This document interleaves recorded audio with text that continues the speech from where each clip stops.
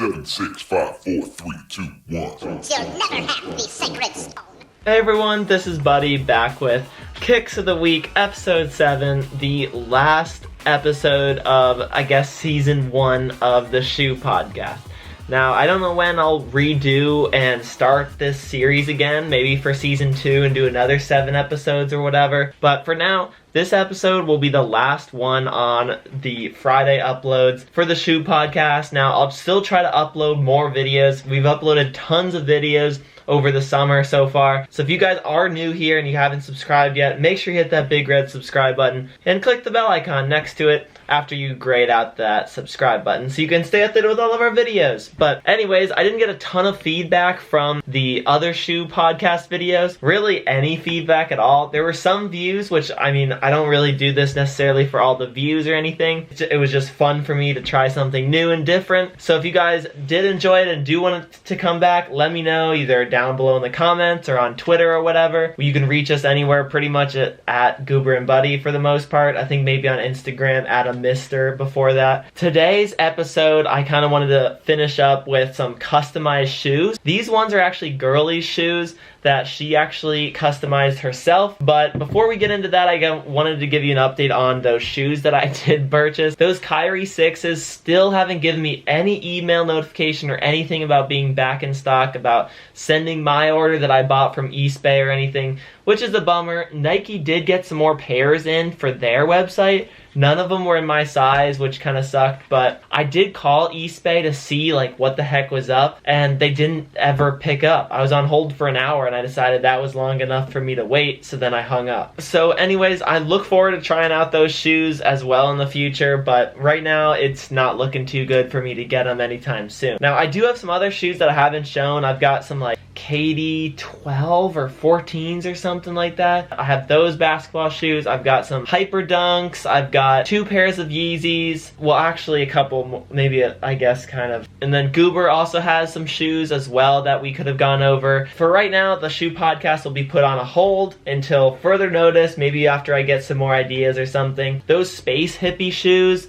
actually when you guys are watching this, I think they just released at 10 a.m. maybe, or they're gonna release at 11 or something, but basically those things are coming out. If you guys are looking to try to get those, try to get them right now because they're probably gonna be released as this video goes up. You see this later than Friday, they're already out, but I wonder how well those things are actually gonna sell. I wonder if they'll be a sold out kind of thing, or if they'll kind of just wait around and nobody will really buy them outright. Anyways, I guess we better get started with the Shoe Podcast. So if you guys aren't familiar, customized shoes have kind of been something that isn't really widely available with shoes. Nike's had their like NikeID program, which it was what it used to be called. Now I think it's just Nike by You. When it was called NikeID, I actually got a pair of customized just training slash, I think they were training shoes, and I did customize all the parts of the different fabric shoes, laces, even put some lettering on the top that eventually started to peel off, which kind of stunk. But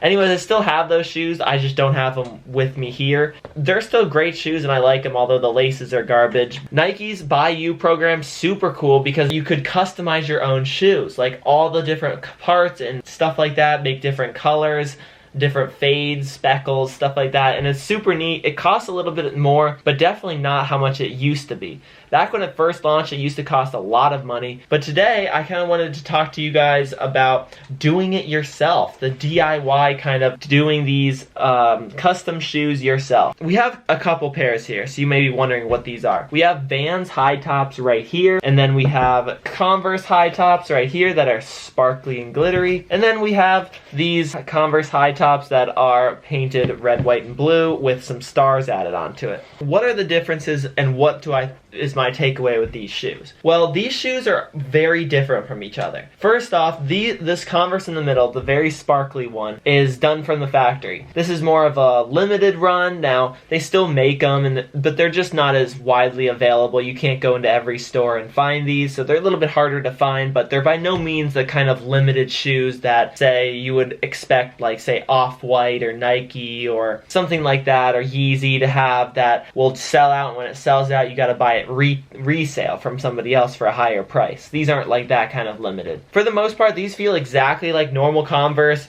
maybe a slight kind of smooth feel to it since they're a little bit glittery, a little bit of a different type of feel than the regular fabric that Converse uses all the time. And compared to these things are actually kind of crunchy. Now if you listen, you can kind of hear some of the paint being crunched a little bit. They are a little bit stiffer because of the paint. It kind of hardens and prevents some movement, but it's very neat. The stars are super cool and well done. The stripes are nice, and it actually almost looks like Girly used tape when she was doing this, but I don't think she did, so she just must have had a pretty good and steady hand when she made this. But that's what it would take. It would take taping this stuff off, getting a paintbrush and paint and doing it. Now, these are definitely more of a DIY. You can't really get these super beat up or dirty. The paint will kind of, you know, like it won't wear super easily, but other paints, there's like airbrushing and stuff like that you guys could look up, or hydro dipping. Those are more advanced techniques and more involved and harder to do, but those ones actually turn out